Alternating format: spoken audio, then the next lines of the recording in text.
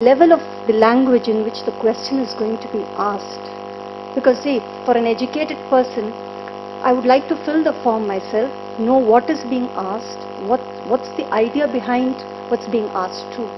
And there was no way I could get that. I had to wait for a school teacher finally from the nearby government school who came down, had to sit with me and ask me what the details were and then fill it up. Until then I had no idea what the question was. Yeah, thank you very much. Yeah, I understand completely. In fact, I empathize on that aspect very much. We definitely did not look at the language aspect because it was task of the census office, and they are supposed to look at the language and the questions asked. We had control over when to ask that particular question. You know, like you must have observed that fertility related questions were asked in the complete end, you know, because they were very sensitive questions actually. Yeah, but your point is absolutely valid, but you look at the enormity of the exercise, you know, the way they conduct this exercise and the very little time they have for asking questions and, you know, filling up all the forms and sending it back actually.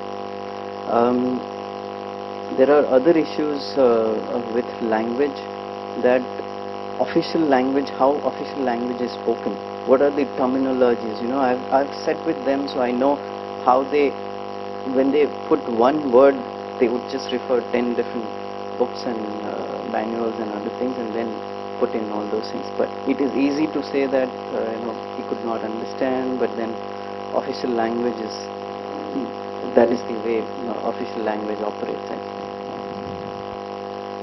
Good morning. Atita and I are coming from IT for Change, which is a Bangalore-based NGO, which is working on information society theory and practice from a southern perspective, and we're doing research, advocacy, and fieldwork. IT for Change is coordinating a research program across Asia, which is called Gender and Citizenship in the Information Society. And the community gathers 6 research teams from 6 different Asian countries and think piece authors from across the world. The aim of the program is to research the links and interaction between gender and citizenship in the information society context through action research projects as well as theory-based projects, and that is sometimes present about mobile phones for marginalized populations and parliament. So the mobile phenomenon has generated a lot of excitement, as I just said it, and the interest comes primarily because of the macroeconomic and microeconomic gains that mobile phone adoption generates, as the mobile market penetration generates economic growth and it impacts the livelihoods of people. Additionally, the device itself is morphing and it becomes multifunctional because as it incorporates different types of communication, oral communication, textual communication, as well as visual communication. However, for the populations at the bottom of the pyramid, the access to mobile phones as well as the use of mobile phone itself remains a problem. And for women in particular, the issue is more complex because as the mere access to the mobile phone is not widespread, and as well as the access to feature-rich mobile phones, and that the market is likely to improve the research in terms of the feature-rich handsets, which is likely to determine the future for women and their access to the device. Coming from that context and acknowledging that women around the world still bear triple burden combining childcare, household management, and very often external work,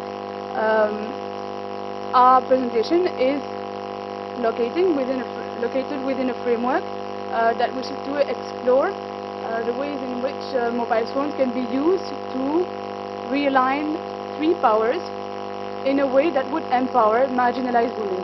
And those three powers are informational power, associational power, and communicative power. At the same time, we want to look at how mobile phone adoption can improve the mobility, the connectivity, and the hybridity of marginalized women. From the literature we've studied, we see that unfortunately the literature very rarely raises questions about how mobile phones can potentially reconfigure power relationships. And so we've looked at techno-social debates, information society debates, as well as a large range of case studies from both India and other countries across the globe. The presentation is going to go through three sections. First, we're going to look at the sociological impacts of mobile phone adoption. After that, we'll offer a typology of the use of mobile phone in the development sector, before concluding by providing a political economy analysis of the whole situation.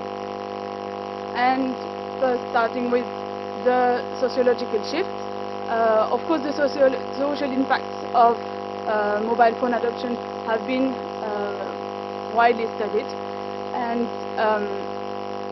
as a scholar studied that with regard to gender, it is important to see that the material world is going to influence the creation of the technology, and at the same time the technology is going to influence back the material world. For mobile phone, as the mobile is a means